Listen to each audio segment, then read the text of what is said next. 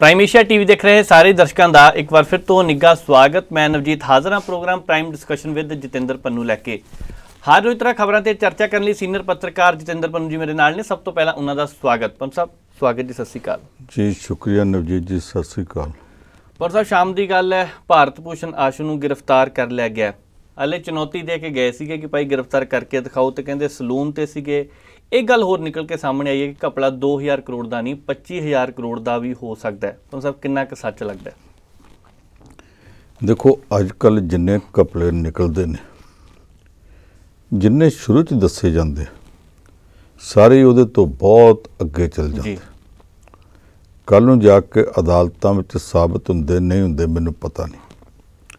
उदां कुछ घपले इहो जिहे जिहड़े बच्चे दी ज़बान ते आ। भारत भूषण आशू नूं कल गिरफ्तार किया गया। पहलां वो अपनी पार्टी दे वड्डे लीडरां दे नाल, वैसे तो वो किहड़ा घट वड्डा लीडर है जी, वो आप भी वड्डा लीडर है, पर पार्टी दे प्रधान पंजाब वाले नाल, असैंबली ग्रुप दे लीडर नाल, उन्हां सारिਆਂ नाल कल वो विजिलेंस के दफ्तर के बाहर मुजाहरा करनगे।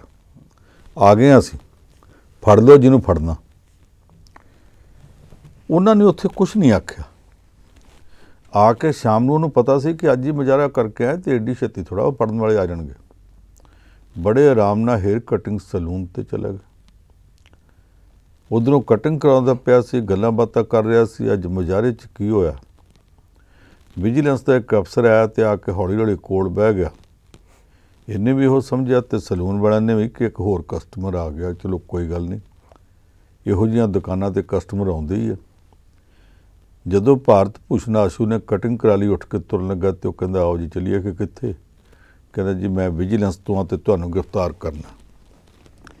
रौला पै गया, फिर तो सारे इकट्ठे हो गए। रवनीत बिट्टू नूं आम तौर के उत्ते ठरमे वाला बंदा गिणिया जांदा ते कदे कदे तैश विच आ जांदा। उन्हें कल उस वक्त विजिलेंस वालियां नाल जिहड़ी तूं मैं कीती, उहदे च एक लफ्ज़ वरत गया, तुसीं चोर हो। उन्हें DSP ने दो ही आख्या तुसीं चोर हो, जां तो वो आखे कि तुसीं चोरां दी सरकार, चोरां दे सियासी लीडरां, उन्हां बारे जो मर्जी आखी जांदा, वो थੱਲੇ खड़े आ, परवाह नहीं हुंदी। किसी पुलिस के गैटेड अफसर नूं मूँह ते आखना कि तू चोर आ, तुसीं चोर हो, वो गल कल अद्धे घंटे के अंदर अंदर ही सारे पंजाब च खिलर गई। क्या एक गल कह के रवनीत सिंह बिट्टू कसूता फस गया। उन्होंने एक करनी नहीं सी चाहिए।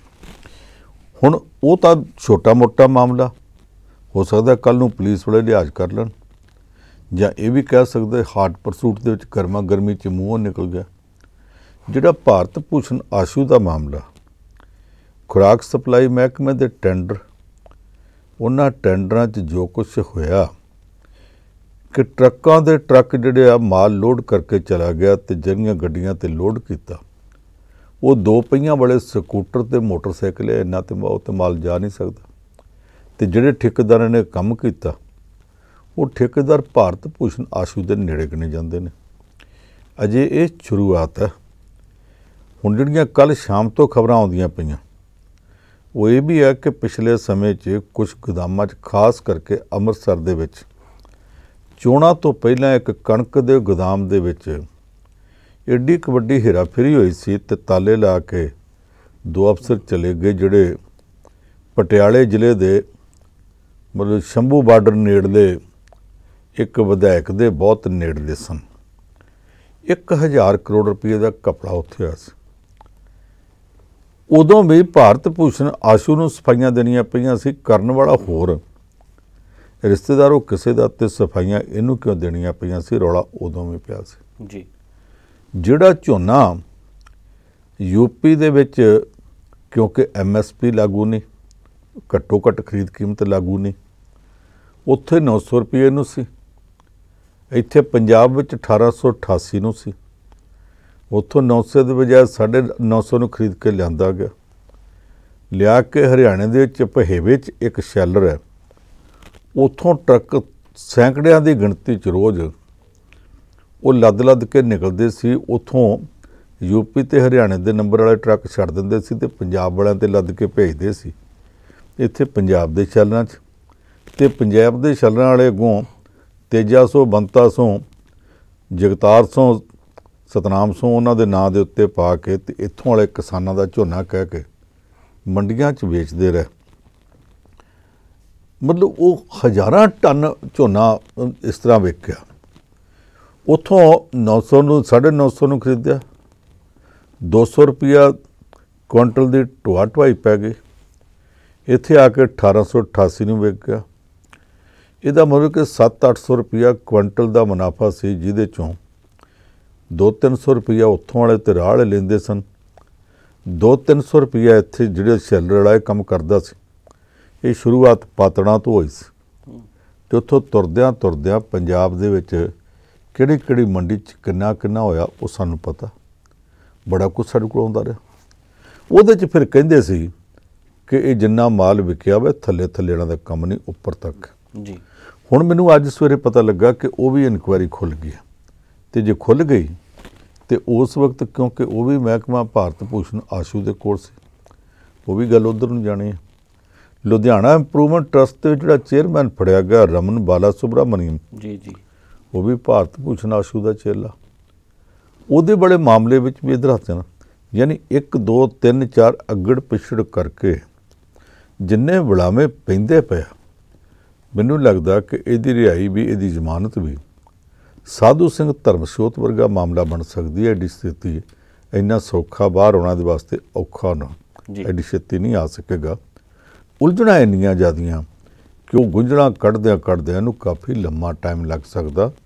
ਇਹਦੇ 'ਚ ਹੁਣ ਕਾਂਗਰਸ ਨਾਲ ਮੁਜ਼ਾਹਰੇ ਕਰਨੇ ਕਰੀ ਜਾਣ, ਲੜਨਾ ਲੜੀ ਜਾਣ, ਪਰ ਹਾਲਾਤ ਇਹਨਾਂ ਦੇ ਪੱਖ ਵਿੱਚ ਇਸ ਵੇਲੇ ਬਿਲਕੁਲ ਨਹੀਂ, ਇਹ ਸਾਰਿਆਂ ਨੂੰ ਪਤਾ ਹੈ। ਪੰਡ ਸਾਹਿਬ ਇੱਕ ਗੱਲ ਦੱਸਿਓ ਕਿ ਸ਼੍ਰੋਮਣੀ ਅਕਾਲੀ ਦਲ ਨੂੰ ਲੀਹ 'ਤੇ ਆਉਣ ਨੂੰ ਕਿੰਨਾ ਕੁ ਸਮਾਂ ਲੱਗ ਸਕਦਾ? ਮੈਂ ਇਸ ਕਰਕੇ ਪੁੱਛ ਰਿਹਾ ਕਿਉਂਕਿ ਅਜੇ ਤੱਕ ਪੰਜਾਬ ਦੇ ਵਿੱਚ ਖਲਾਰਾ ਸਾਹਮ ਨਹੀਂ ਹੋਇਆ ਅਤੇ ਹਰਿਆਣੇ ਦੇ ਵਿੱਚ ਵੀ ਪਾਟਕ ਪੈ ਗਿਆ। ਜਿਸ ਹਿਸਾਬ ਦੇ ਨਾਲ ਜਥੇਬੰਦਕ ਢਾਂਚੇ ਨੂੰ ਲੈ ਕੇ ਸਵਾਲ ਖੜੇ ਕੀਤੇ, ਅਗਲੇ ਕਹਿੰਦੇ ਕਿ ਅਸੀਂ ਆਪਣੀ ਨਵੀਂ ਪਾਰਟੀ ਬਣਾ ਲੈਣੀ ਹੈ, ਉਹਨੂੰ ਕਿਵੇਂ ਦੇਖਦੇ ਹੋ? ਹੁਣ ਦੇਖੋ, ਅਕਾਲੀ ਦਲ ਇਸ ਵੇਲੇ ਸੰਕਟ ਵਿੱਚ ਆ। ਮੁੜ ਰਾਜ ਕਰਨ ਵਾਲਾ ਅਕਾਲੀ ਦਲ 1997 ਤੋਂ ਲੈ ਕੇ ਹੀ ਹੁਣ ਤੱਕ 3 ਵਾਰ ਰਾਜ ਕਰ ਚੁੱਕਾ। 1997 ਤੋਂ 2002 ਜੀ, ਫਿਰ 2007 ਤੋਂ ਲੈ ਕੇ ਤੇ 2017, ਤੇ ਸੁਖਬੀਰ ਸਿੰਘ ਬਾਦਲ ਨੇ ਤਾਂ ਕਿਹਾ ਸੀ 25 ਸਾਲ ਲਗਾਤਾਰ ਰਾਜ ਕਰਨਾ। ਹਾਲਤ ਇਹ ਬਣ ਗਈ ਹੈ ਕਿ ਇਸ ਵਾਰੀ 117 'ਚੋਂ ਸਿਰਫ 3 ਬੰਦੇ ਜਿੱਤੇ। ਉਹਨਾਂ ਤਿੰਨਾਂ 'ਚੋਂ ਵੀ ਇਸ ਵੇਲੇ ਇੱਕ ਜਣਾ ਲੀਡਰਸ਼ਿਪ ਤੋਂ ਬਾਗੀ ਹੋਇਆ ਖਲੋਤਾ, ਹੋਰ ਵੀ ਲੀਡਰ ਬਾਗੀ ਨੇ। ਪਹਿਲਾਂ ਤਾਂ ਚੋਣਾਂ ਤੋਂ ਪਹਿਲਾਂ ਮਨਜਿੰਦਰ ਸਿੰਘ ਸਿਰਸਾ ਛੱਡ ਗਿਆ, ਉਹ ਦਿੱਲੀ ਸਿੱਖ ਗੁਰਦੁਆਰਾ ਪ੍ਰਬੰਧਕ ਕਮੇਟੀ ਦਾ ਪ੍ਰਧਾਨ ਸੀ, ਭਾਜਪਾ 'ਚ ਰਲ ਗਿਆ। ਫਿਰ ਉਹਦੀ ਥਾਂ ਤੇ ਇਹਨਾਂ ਨੇ ਸੁਖਬੀਰ ਸੋਹਰਾ ਨੇ ਆਪ ਹਰਮੀਤ ਸਿੰਘ ਕਾਲਕਾ ਨੂੰ ਜ਼ੋਰ ਲਾ ਕੇ ਬਣਾਇਆ ਪ੍ਰਧਾਨ, ਤੇ ਜਦੋਂ ਹਰਮੀਤ ਸਿੰਘ ਕਾਲਕਾ ਬਣ ਗਿਆ ਤੇ ਇਹਨਾਂ ਨੂੰ ਬਾਅਦ 'ਚ ਪਤਾ ਲੱਗਾ ਕਿ ਉਹ ਸਾਡਾ ਨਹੀਂ। 1 ਹਫ਼ਤੇ ਬਾਅਦ ਉਹ ਛੱਡ ਗਿਆ ਤੇ ਉਹਨੇ ਅਕਾਲੀ ਦਲ ਦਿੱਲੀ ਸਟੇਟ ਬਣਾ ਲਿਆ, ਸ਼੍ਰੋਮਣੀ ਅਕਾਲੀ ਦਲ ਦਿੱਲੀ ਸਟੇਟ। ਫਿਰ ਚੋਣਾਂ ਦੇ ਨਤੀਜੇ ਆਉਣ ਤੋਂ ਬਾਅਦ ਇੱਥੇ ਪਾਟਕ ਪੈਣਾ ਸ਼ੁਰੂ ਹੋ ਗਿਆ। ਹੌਲੀ ਹੌਲੀ ਇੱਥੋਂ ਵਾਲੇ ਲੀਡਰਾਂ ਨੇ ਵੱਖਰੀਆਂ ਮੀਟਿੰਗਾਂ ਸ਼ੁਰੂ ਕਰਤੀਆਂ। ਇੱਧਰੋਂ ਸਰਦਾਰ ਸੁਖਬੀਰ ਸਿੰਘ ਬਾਦਲ ਨੇ ਪਹਿਲਾਂ ਤੇ ਕਾਹਲ ਕਦਮੀ ਦੇ ਵਿੱਚ ਪਤਾ ਨਹੀਂ ਕਿਹੜੀ ਸਲਾਹ ਕੋਈ ਇਹੋ ਜਿਹਾ ਦਿੰਦਾ ਬੰਦਾ, ਉਹਦੇ ਕਹਿਣ ਤੇ ਪਾਰਟੀ ਦੇ ਜਿੰਨੇ ਵਿੰਗ ਤੜੰਗੇ ਸਭ ਤੋੜ ਦਿੱਤੇ ਜੀ। ਯੂਥ ਵਿੰਗ ਤੋੜਤਾ, ਕਿਸਾਨ ਵਿੰਗ ਤੋੜਤਾ, ਜਿਹੜਾ ਕੋਈ ਆ ਸਾਰੇ ਤੋੜਤੇ। ਜਿਹੜੇ ਅਹੁਦੇਦਾਰ ਉਹਨਾਂ ਦੇ ਅਹੁਦੇ ਵੀ ਵਾਪਸ ਲੈ ਲਏ। ਮੁੜ ਕੇ ਸੋਚਿਆ ਹੁਣ ਕੀ ਕਰੀਏ। ਫਿਰ ਕਹਿੰਦੇ ਜ਼ਿਲ੍ਹਾ ਪ੍ਰਧਾਨਾਂ ਦੀ ਮੀਟਿੰਗ ਸੱਦ ਲਓ। ਜਿਹੜੇ ਜ਼ਿਲ੍ਹਾ ਪ੍ਰਧਾਨਾਂ ਦੇ ਅਹੁਦੇ ਖੋਏ ਗਏ ਸੀ ਉਹਨਾਂ ਨੂੰ ਸੱਦ ਕੇ ਮੀਟਿੰਗ ਕਰ ਲਈ ਤੇ ਲੋਕੀ ਹੱਸਣ ਜੀ। ਉਸ ਮੀਟਿੰਗ ਤੋਂ ਬਾਅਦ ਫਿਰ ਹਾਲਾਤ ਰੁਕ ਨਹੀਂ ਆਏ। ਸੀਨੀਅਰ ਲੀਡਰ ਵੱਖਰੀਆਂ ਮੀਟਿੰਗਾਂ ਕਰਨ ਲੱਗ ਪਏ। ਉਹਨਾਂ ਨੂੰ ਮਨਾਉਣ ਦੇ ਯਤਨ ਕੀਤੇ, ਰੁਕ ਨਹੀਂ ਸੀ ਆਉਂਦੇ, ਤੇ ਫਿਰ ਦਬਕਾਉਣ ਦਾ ਰਾਹ ਫੜ ਲਿਆ। ਕਹਿੰਦੇ ਅਸੀਂ ਇੱਕ ਡਿਸਿਪਲਿਨ ਕਮੇਟੀ ਬਣਾਤੀ ਹੈ। ਡਿਸਿਪਲਿਨ ਕਮੇਟੀ ਦਾ ਮੁਖੀ ਬਣਾਇਆ ਸਿਕੰਦਰ ਸਿੰਘ ਮਲੂਕੇ ਨੂੰ। ਹੁਣ ਪਰਸੋਂ ਦੀ ਖਬਰ ਆਉਂਦੀ ਪਈ ਹੈ ਕਿ ਸਿਕੰਦਰ ਸਿੰਘ ਮਲੂਕੇ ਦੇ ਆਪਣੇ ਇਲਾਕੇ 'ਚ ਬਿਲਕੁਲ ਨੇੜੇ ਉਹਦੇ ਕਿਸੇ ਥਾਂ 'ਤੇ ਬੰਦਿਆਂ ਨੇ ਮੀਟਿੰਗ ਕੀਤੀ ਹੈ। ਸਿਕੰਦਰ ਸਿੰਘ ਮਲੂਕੇ ਨੂੰ ਆਪ ਨੂੰ ਚੁਣੌਤੀ ਪੇਸ਼ ਹੋਣ ਨੂੰ ਫਿਰਦੀ ਹੈ। ਜੇ ਕੱਲ੍ਹ ਨੂੰ ਹੋ ਗਈ ਫਿਰ ਕੀ ਹੋਊ, ਇਹ ਪਤਾ ਨਹੀਂ ਕੀ ਕੁਛ ਬਣਨਾ।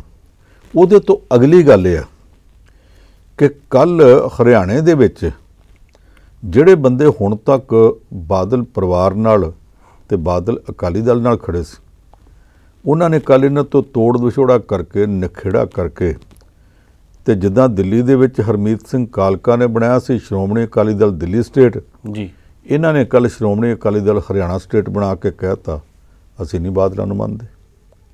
ਜੇ ਉਹਨਾਂ ਨੇ ਬਣਾਤਾ, ਜਿਹੜੀਆਂ ਗੱਲਾਂ ਚੰਡੀਗੜ੍ਹ 'ਚੋਂ ਸੁਣਨ ਨੂੰ ਮਿਲਦੀਆਂ, ਉੱਥੇ ਵੀ ਕੁਝ ਬੰਦੇ ਨਾਰਾਜ਼ ਹੋਏ ਬੈਠੇ ਨੇ, ਕੱਲ੍ਹ ਨੂੰ ਕਿਸੇ ਵਕਤ ਪੱਲਾ ਛੱਡ ਸਕਦੇ ਆ। ਇਹ ਹਾਲਾਤ ਬਦਲੇ ਹੋਏ ਨੇ। ਵੱਡੇ ਬਾਦਲ ਸਾਹਿਬ ਸਰਗਰਮ ਹੁੰਦੇ ਤੇ ਸਮਝਿਆ ਜਾ ਸਕਦਾ ਸੀ ਕਿ ਉਹ ਹਾਲਾਤ ਨੂੰ ਮੋੜਾ ਕਟਵਾ ਲੈਣਗੇ, ਕਿਉਂਕਿ ਉਹਨੂੰ ਚਾਬੀਆਂ ਹਿਲਾਉਣੀਆਂ, ਲੋਕਾਂ ਨੂੰ ਅੱਧੀ ਰਾਤ ਜਾ ਕੇ ਮਿਲਣਾ, ਬਹੁਤ ਕੁਝ ਉਹਨੂੰ ਕਰਨਾ ਆਉਂਦਾ ਸੀ। ਜੀ ਹੁਣ ਸਰੀਰਕ ਤੌਰ 'ਤੇ ਉਹ ਬਜ਼ੁਰਗ ਨੇ। ਉੱਦਾਂ ਵੀ ਪਿਛਲੇ 2-3 ਸਾਲਾਂ ਤੋਂ ਨਵੀਂ ਪੀੜ੍ਹੀ ਨੇ ਬਾਪੂ ਨੂੰ ਬੈਕ ਸੀਟ 'ਤੇ ਬਿਠਾਇਆ ਸੀ, ਸਟੀਅਰਿੰਗ ਆਪਣੇ ਹੱਥ ਲੈ ਲਿਆ ਸੀ। ਉਹਦੇ ਦੌਰਾਨ ਇੰਨੀਆਂ ਕੁ ਗਲਤੀਆਂ ਹੋਈਆਂ ਕਿ ਉਹ ਹੱਥਾਂ ਦੀਆਂ ਦਿੱਤੀਆਂ ਗੰਢਾਂ ਹੁਣ ਦੰਦਾਂ ਨਾਲ ਵੀ ਖੁੱਲ੍ਹਦੀਆਂ ਨਹੀਂ ਪਈਆਂ। ਜੀ ਬਿਲਕੁਲ। ਜੋ ਕੱਲ੍ਹ ਹਰਿਆਣੇ 'ਚ ਹੋ ਗਿਆ, ਜੇ ਉਹ ਅੱਗੇ ਵੱਧ ਗਿਆ ਤਾਂ ਅਕਾਲੀ ਦਲ ਲਈ ਹੋਰ ਮਾੜਾ ਹੋਊਗਾ। ਜੀ ਪੰਜ ਸਾਹਿਬ, ਉੱਧਰ 2 ਯੂਨੀਵਰਸਿਟੀਆਂ ਦੀ ਇਨਕੁਆਇਰੀ ਹੋਣ ਲੱਗੀਆਂ। ਕਿਹੜੀਆਂ ਯੂਨੀਵਰਸਿਟੀਆਂ ਤੇ ਕਹਿੰਦੇ ਪ੍ਰੋਫੈਸਰਾਂ ਨੂੰ ਜਦੋਂ ਰੱਖਿਆ ਗਿਆ ਸੀਗਾ ਉਹਦੇ ਵਿੱਚ ਵੀ ਬਹੁਤ ਵੱਡੇ ਪੱਧਰ ਤੇ ਘਪਲਾ ਹੋਇਆ। ਇਹਨੂੰ ਖਬਰ ਨੂੰ ਕਿਵੇਂ ਦੇਖਦੇ ਆ?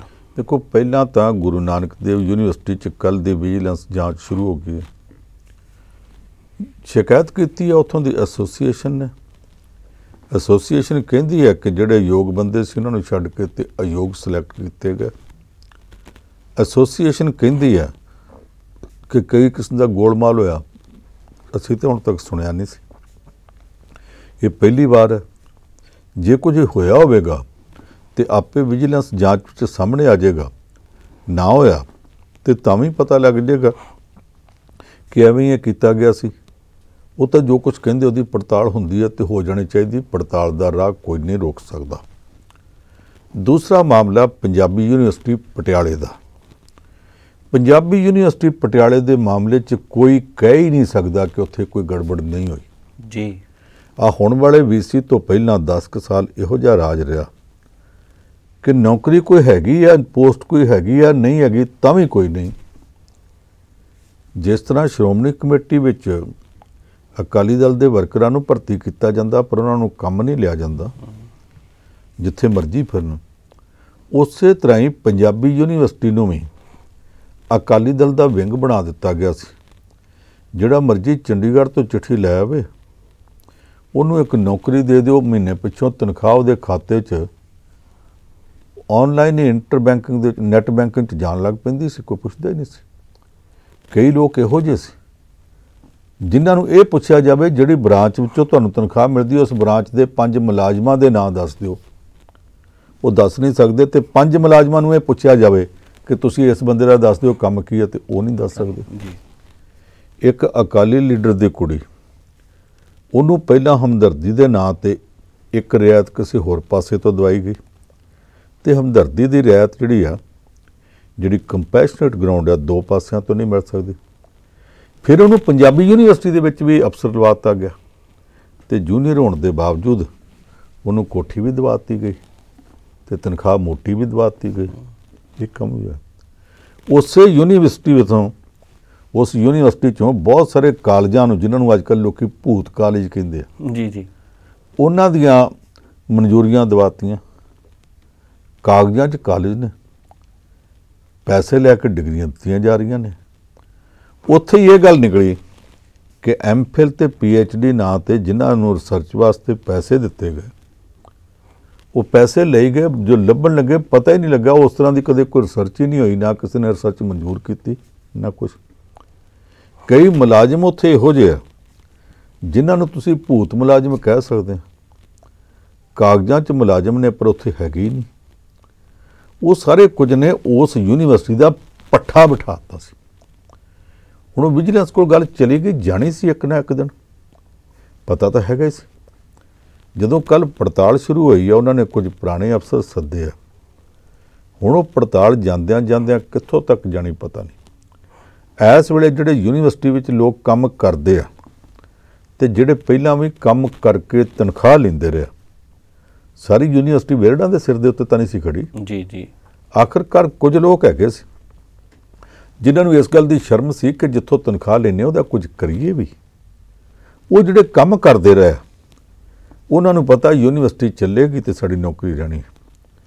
ਉਹ ਸਾਰੇ ਇਸ ਗੱਲ ਤੇ ਆ कि यूनीवर्सिटी चलती रखनी है। वो सारे इस गल ते आ कि विजिलेंस की पड़ताल सिरे लगनी चाहिए है। ਜਿਹੜੀਆਂ ਚਮਜੂਆਂ ਹੁਣ तक इस यूनीवर्सिटी ਨੂੰ ਚੰਬੜੀਆਂ ਪਈਆਂ ਸੀ, ਇਹਦਾ खून ਚੂਸਦੀਆਂ ਰਹੀਆਂ, ਉਹਨਾਂ ਸਾਰਿਆਂ ਦੇ ਖਿਲਾਫ ਕਾਰਵਾਈ ਹੋਣੀ ਚਾਹੀਦੀ ਹੈ। ਇਹ ਪੰਜਾਬੀ यूनीवर्सिटी ਪੰਜਾਬੀ ਨੂੰ ਪ੍ਰਮੋਟ ਕਰਨ ਵਾਸਤੇ ਸੀ, ਇੱਕ ਪਾਰਟੀ ਦੇ ਵਰਕਰਾਂ ਨੂੰ ਪ੍ਰਮੋਟ ਕਰਨ ਦਾ ਅੱਡਾ ਬਣ ਗਈ ਸੀ ਜੀ। ਇਹਦੇ ਨਾਲ ਫਿਰ ਕੁਝ ਅਫਸਰਾਂ ਨੇ, ਕੁਝ ਹੇਠਲਿਆਂ ਨੇ, ਦੇਖੋ ਜੇ ਥੱਲੇ ਬੈਠੇ ਕਿਸੇ ਤਹਿਸੀਲਦਾਰ ਤੋਂ ਕੋਈ ਮੰਤਰੀ ਜਾਂ ਵੱਡਾ ਅਫਸਰ 1 ਲੱਖ ਰੁਪਏ ਦੀ ਕੋਈ ਫੇਵਰ ਲਵੇ, ਉਤੋਂ ਕੋਈ ਨੂੰ ਵਿਗਾਰ ਪਵੇ ਕਿ ਲੱਖ ਰੁਪਈਆ ਮੇਰੀ ਥਾਂ ਤੂੰ ਦੇ ਦੀ, ਤੇ ਉਹਦਾ ਅੱਗੋਂ ਮੂੰਹ ਖੁੱਲ੍ਹ ਜਾਂਦਾ, ਕਹਿੰਦਾ ਜੀ ਲੱਖ ਤੁਹਾਡੇ ਲਈ ਸੀ, ਥੋੜ੍ਹਾ ਜਿਹਾ ਮੈਂ ਆਪਣੇ ਲਈ ਵੀ ਕਰ ਲਿਆ। ਥੋੜ੍ਹਾ ਜਿਹਾ ਕਰਨ ਦੇ ਨਾਂ 'ਤੇ ਉਹਨਾਂ ਲਈ ਮੰਤਰੀ ਲਈ ਲੱਖ ਕੀਤਾ ਹੁੰਦਾ, ਆਪਣੇ ਲਈ 5 ਲੱਖ ਵੀ ਕਰ ਲਵੇ, ਤੇ ਮੰਤਰੀ ਹੋਵੇ ਜਾਂ ਵੱਡਾ ਅਫਸਰ ਹੋਵੇ ਮੁੜ ਕੇ ਸ਼ਰਮ ਦਾ ਮਾਰਿਆ ਬੋਲਦਾ ਹੀ ਜੀ। ਇਹ ਕੰਮ ਇੱਥੇ ਵੀ ਸੀ, ਕਿਉਂਕਿ ਉੱਪਰਲੇ ਆਪ ਗਲਤ ਕਰਾਉਂਦੇ ਸੀ। ਇਸ ਕਰਕੇ ਜਦੋਂ ਹੇਠਲੇ ਗਲਤ ਕਰਦੇ ਸੀ ਤੇ ਉਹਨਾਂ ਨੂੰ ਵੀ ਕੋਈ ਮਾਈ ਦਾ ਲਾਲ ਟੋਕਣ ਜੋਗਾ ਨਹੀਂ ਸੀ ਰਹਿ ਗਿਆ। ਉਹਦਾ ਨਤੀਜਾ ਇਹ ਹੋਇਆ ਵੀ यूनीवर्सिटी ਡੁੱਬਦੀ ਗਈ, ਡੁੱਬਦੀ ਗਈ, ਡੁੱਬਦੀ ਗਈ। ਅੱਜ ਉਹਦੀ ਬਹੁਤ ਮਾੜੀ ਹਾਲਤ ਹੈ ਤੇ ਹੁਣ ਵਾਲੇ VC ਸਾਹਿਬ ਸੰਭਾਲਣ ਦਾ ਯਤਨ ਕਰ ਰਹੇ ਆ। ਪੰਜਾਬੀਆਂ ਦੀ ਇੱਛਾ ਹੋਣੀ ਚਾਹੀਦੀ ਹੈ ਕਿ यूनीवर्सिटी ਬੜੀ ਨਾਮਣੇ ਵਾਲੀ यूनीवर्सिटी ਸੀ ਔਰ ਪੇਂਡੂ ਖੇਤਰ ਦੇ ਬੱਚੇ 'ਚ ਪੜ੍ਹਦੇ ਹੁੰਦੇ ਸੀ। ਇਸ यूनीवर्सिटी ਨੂੰ ਬਚਾਇਆ ਜਾਵੇ। ਅੱਗੋਂ ਹਾਲਾਤ ਕਿੱਧਰ ਨੂੰ ਜਾਂਦੇ ਆ, ਅਜੇ ਤੇ ਇਨਕੁਆਇਰੀ ਸ਼ੁਰੂ ਹੋਈ ਆ। आगाज अच्छा है, अंजाम खुदा जाने जी। पर सर एक डेरा प्रेमी सी महेंद्रपाल बिट्टू, ਉਹਦਾ कतल हो गया सी, उस मामले में हुण दोबारा जांच होनी है, SIT बनाई जाएगी, ये फिर अचानक जांच क्यों करवाई जा रही है? महेंद्रपाल बिट्टू जिहड़ा सी ਉਹ इस केस का किंग पिन दोषी गिणिया ਜਾਂਦਾ ਸੀ। ਅਸੀਂ बरगाड़ी का बेअदबी कांड कह के सारा कुछ इकट्ठा कर दिंदे जी। असल च बेअदबी कांड के 3 केस ने। एक केस है बुरज जवाहर सिंह वाला चो श्री गुरु ग्रंथ साहब का सरूप चोरी करन दा। दूजा केस है गुरुद्वारा साहब के बाहर पोस्टर लाउण दा कि तुसी सच्चे सौदे वाले गुरु की बेइज्जती कीती, उहदे बंदे हुण तुहाडे गुरु की बेइज्जती करनगे। तीसरा श्री गुरु ग्रंथ साहब का सरूप पाड़ के ते अड्ड अड्ड थावां ते अंग खिलार के बेअदबी करन दा जी। 2 केस मुड़ के होर आ, जिन्हां चों एक कि बेअदबी खिलाफ रोस करती संगत दे उत्ते गोली चली, तो दूजा भी गोली चली एक बाइबल कलास ते एक कोटकपुरा। जिहड़ा पहला बेअदबी वाला केस है उहदा मुख दोषी महेंद्रपाल गिणिया जांदा। महेंद्रपाल नूं जदों पुछगिछ कीती, पुलिस मौका वेखण लेके गई, पब्लिक इकट्ठी हो गई, उन्हें पब्लिक के सामने हत्थ जोड़ के माफ़ी भी कहते मंगी, तो उत्ते केस बणिया नूं जेल भेजता। नाभे की हाई सिक्योरिटी जेल दे विच 2 जणिਆਂ ਨੂੰ कुट-कुट के मारता। बाद च ਉਹਦੀ ਇੱਕ ਡਾਇਰੀ ਮਿਲੀ ਜਿਸ 'ਚ ਉਹਨੇ ਦੱਸਿਆ ਕਿ ਉਹਦੇ ਨਾਲ ਕੀ ਕੁਛ ਹੁੰਦਾ ਰਿਹਾ ਜੀ। ਉਹਦੀ ਪਤਨੀ ਨੇ ਹਾਈ ਕੋਰਟ 'ਚ ਕੇਸ ਕਰਤਾ। ਹਾਈ ਕੋਰਟ ਨੇ ਆਖਿਆ ਜੀ ਉਸ ਕੇਸ ਦੀ ਪੜਤਾਲ ਹੋਣੀ ਚਾਹੀਦੀ ਹੈ। ਉਹਦੀ ਪਤਨੀ ਕਹਿੰਦੀ ਹੈ ਕਿ ਪੜਤਾਲ CBI ਕਰੇ, ਕੇਂਦਰੀ ਏਜੰਸੀ। ਅਦਾਲਤ ਨੇ ਆਖਿਆ ਨਹੀਂ, ਪੰਜਾਬ ਪੁਲਿਸ ਕਰੇਗੀ, ਪਰ ਛੋਟਾ ਅਫਸਰ ਕੋਈ ਨਾ ਕਰੇ, ਐਡੀਸ਼ਨਲ DGP ਰੈਂਕ ਦਾ ਇੱਕ ਅਫਸਰ ਹੋਵੇ, ਵਿਸ਼ੇਸ਼ ਜਾਂਚ ਟੀਮ SIT ਬਣੇ, ਉਹ ਪੜਤਾਲ ਕਰੇ। ਅਜੇ ਆਰਡਰ ਹੋਏ ਆ, ਵੇਖੋ ਅੱਗੋਂ ਪੜਤਾਲ ਕਿੱਧਰ ਨੂੰ ਜਾਂਦੀ ਆ। पर इन्ना तो पक्का कि जिन्हां दा कतल होया होवे वो बेअदबी कांड दा दोषी होवे, कुछ होवे, जिन्हों फांसी की सज़ा होवे, वो भी जिस दिन तक फांसी लाया नहीं जाता, सरकार की जिम्मेवारी हुंदी है कि उस तरीक तक उन्होंने जिउंदा रखे, उहदे उत्ते कोई हमला ना करे, वो बचा रखना पैंदा। ये भावें जिड्डा भी दोषी सी, अदालत जद तक उन्हें दोषी नहीं साबित करती सज़ा नहीं दिंदी, इहदी राखी की जिम्मेवारी उस वक्त की सरकार की सी। जे नहीं निभाई पड़ताल होने लगी या सच सामने आ जाएगा कमजोरी कित्थे रही सी जी। पर सर कल 24 अगस्त ते पटना साहब के जथेदार साहब नूं सिंह साहिबान ने तलब कर लिया, ये की कहानी है पूरी? जनवरी च गल हुई कि इत्थों के करतारपुर के डॉक्टर गुरविंदर सिंह समरा ने उत्थे जाके करोड़ां रुपये की भेटा चढ़ाउणी है। कलगी एक होवेगी जिहदे नाल हीरे जड़े होणगे, एक श्री साहब होवेगी हीरे जड़े होणगे, एक श्री गुरु ग्रंथ साहब वास्ते पीड़ा साहब बनाना सोना मड़िया होगा जी।